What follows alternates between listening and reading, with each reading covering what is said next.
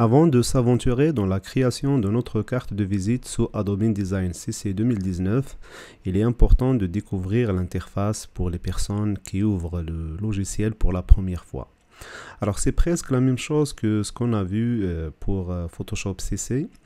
La fenêtre de InDesign CC est organisée en ce qu'on appelle encore des espaces de travail à ce niveau-là.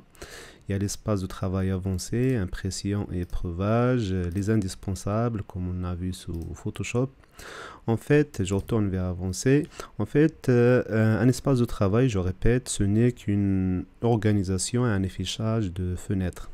Et vous pouvez afficher ou masquer les fenêtres que vous voulez dans le menu fenêtre. Vous remarquez par exemple outils, c'est indispensable, c'est cette barre, c'est cette fenêtre d'outils. Voilà, fenêtre outils. Et puis la fenêtre des pages, des calques, des liens, des contours, des nuanciers, des dégradés, ainsi de suite. Donc si vous ouvrez le logiciel pour la première fois, je vous conseille de choisir l'espace les indispensables. Ici les différences que ce qui est affiché ici, vous pouvez pareil réinitialiser les indispensables. À mon avis, l'équivalent de la fenêtre des calques sous Photoshop, c'est la fenêtre des pages sous InDesign et des gabarits.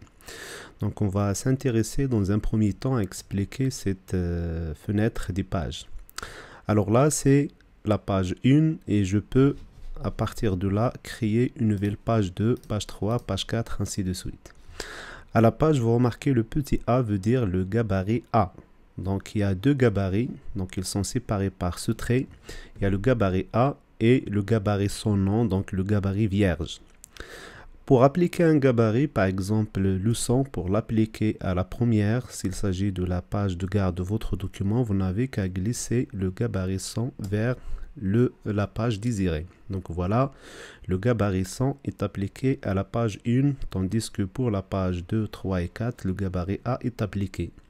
Ce qui est possible aussi de faire, vous pouvez ajouter d'autres gabarits. Si vous avez par exemple, alors je vais chercher le site par exemple Bricoma. Vous pouvez avoir, si vous essayez de créer un catalogue de vente, vous pouvez créer un gabarit pour le sanitaire et l'étanchéité, un gabarit pour le jardinage et plein air, un gabarit pour le tillage et rangement, pour la droguerie et peinture et pour l'électricité et luminaire. Ça, c'est juste un exemple. Je retourne à InDesign. Pour créer un nouveau document, un nouveau gabarit, c'est simple. Donc pour ajouter des pages, c'est à ce niveau-là. Vous pouvez aussi utiliser le menu contextuel directement, insérer des pages et renseigner le nombre de pages voulues. Par exemple, je peux ajouter 3 pages. Après la page 4, c'est bon. Et je peux dès maintenant lui appliquer le gabarit A ou bien le gabarit 100. Voilà, si j'applique le gabarit A, ok, voilà, j'ai mes 3 pages insérées. Bien sûr, insérer la position souhaitée. Ce qui est aussi possible dans le menu contextuel, toujours de la fenêtre page, c'est de créer un nouveau gabarit. Donc je clique sur nouveau gabarit, je lui choisis le préfixe B, c'est bon, et je peux l'appeler autrement. Donc pour le cas de notre carte de visite, on verra par la suite qu'on peut créer un gabarit pour le front et un gabarit pour le back de notre carte de visite. Pareil à ce qu'on a vu pour le catalogue de Bricoma, donc vous pouvez appeler celui-là par exemple, voyons, sanitaire, étanchéité, copier. Ok, je retourne à InDesign, je peux l'appeler comme ça, commande V, ok, voilà. J'ai créé mon deuxième gabarit, appelé sanitaire et étanchéité. Et pour appliquer le gabarit B par exemple à la page 4 par exemple, je n'ai qu'à glisser et le mettre à la page 4. Voilà, le gabarit B est appliqué. Voilà. Après, par exemple, voyons si je veux appliquer un effet à un gabarit. Le principe de gabarit et de page, c'est quoi? Vous mettez des éléments statiques sur le gabarit une fois pour toutes et lorsque vous appliquez le gabarit à vos différentes pages, il sera affiché dans toutes les pages à qui on a appliqué ce gabarit. Donc par exemple, si je cherche par exemple pour le sanitaire, l'étanchéité à insérer un rectangle, voyons, il est où le petit rectangle? C'est à ce niveau-là. Une fois bien sûr sélectionné, donc il faut double-cliquer pour le sélectionner. Attention, c'est important. Je peux insérer ce rectangle à ce niveau-là. Par exemple, Il est où la fenêtre des propriétés de contrôle? Dans fenêtre, j'affiche. Non, c'est pas contour, c'est contrôle. Fenêtre, contrôle. Voilà, je vais utiliser un remplissage, par exemple en rouge. Voilà, sans contour. OK. Et je peux insérer par exemple du texte.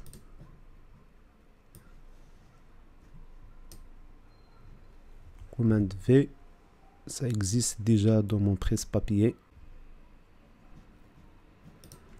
Commande A pour tout sélectionner et je peux réduire la taille à 9 par exemple. Voilà.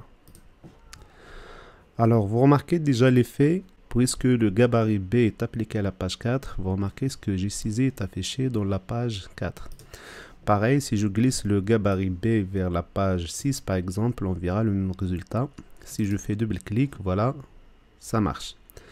La même chose pour la pagination. Si je veux, par exemple, si j'avais un document en page vis-à-vis, par exemple, je peux insérer la pagination pour les pages pairs à ce niveau-là et les impairs à ce niveau-là.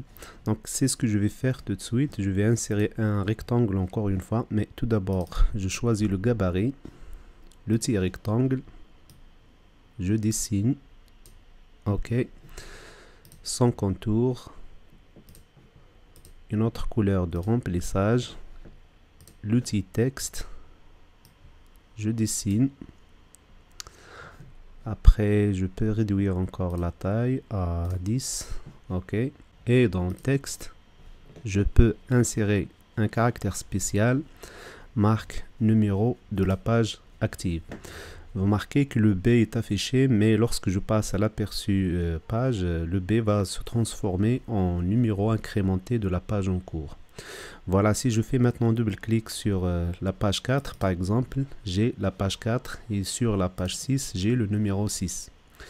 Par contre, pour le gabarit A, par exemple, je peux renommer déjà en faisant un bouton droit, option de gabarit pour gabarit A, je peux le nommer autrement, par exemple, je vais choisir jardinage plein air, commande C, je retourne à InDesign. Pour le gabarit A, c'est en relation avec le jardinage et le plein air. Vous pouvez aussi hériter des gabarits. Donc le gabarit par exemple A, il peut hériter d'après le gabarit 100. C'est une sorte d'héritage lorsque vous apportez des modifications au gabarit 100. Le gabarit A qui hérite de 100 va hériter toutes les propriétés ou bien tous les changements appliqués au gabarit 100. Voilà. Voilà, je clique sur OK. Voilà, c'est renommé. Maintenant, je fais un double-clic et je vais insérer dans la partie gauche encore la pagination. J'insère le petit rectangle sans contour, remplissage en bleu, l'outil texte.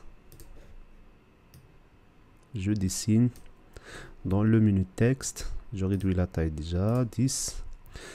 Dans le texte, j'insère caractère spécial, marque, numéro de la page active. Je vois le A puisque c'est le gabarit A. Mais lorsque je passe au mode page, double-clic, là vous remarquez 2, 3. Mais pour la page 4, le gabarit B est appliqué. Pareil, double-clic encore sur le gabarit A. Je peux encore insérer un rectangle à ce niveau-là. Sans contour, remplissage cette fois-ci en vert, d'accord, et je vais insérer le texte, commande V, jardinage et plein air.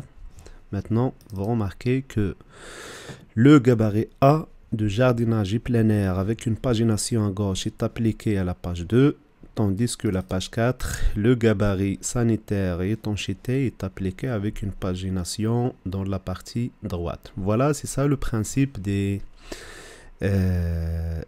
gabarits et des pages. Encore une fois, un petit récap avant de finir la vidéo. L'interface de logiciel InDesign CC 2019 est organisée en ce qu'on appelle des espaces de travail, avancés, impression et épreuve, les indispensables, c'est pareil à ce qu'on a vu sous Photoshop CC. Un espace de travail, c'est quoi? Ce n'est qu'une disposition de fenêtre, un affichage, une disposition de fenêtre que vous pouvez trouver dans le menu fenêtre. Et vous pouvez, pareil, réinitialiser un espace de travail, par exemple, réinitialiser les indispensables. Et je vous conseille de commencer par l'espace les indispensables. Après, la partie la plus importante dans InDesign, où se fait la majorité du travail, c'est dans la fenêtre des pages et des gabarits. Et on a vu comment le principe de gabarit est appliqué à une ou plusieurs pages, comment les renommer, comment créer un deuxième, troisième, voire plus de gabarits, et comment l'appliquer aux différentes pages.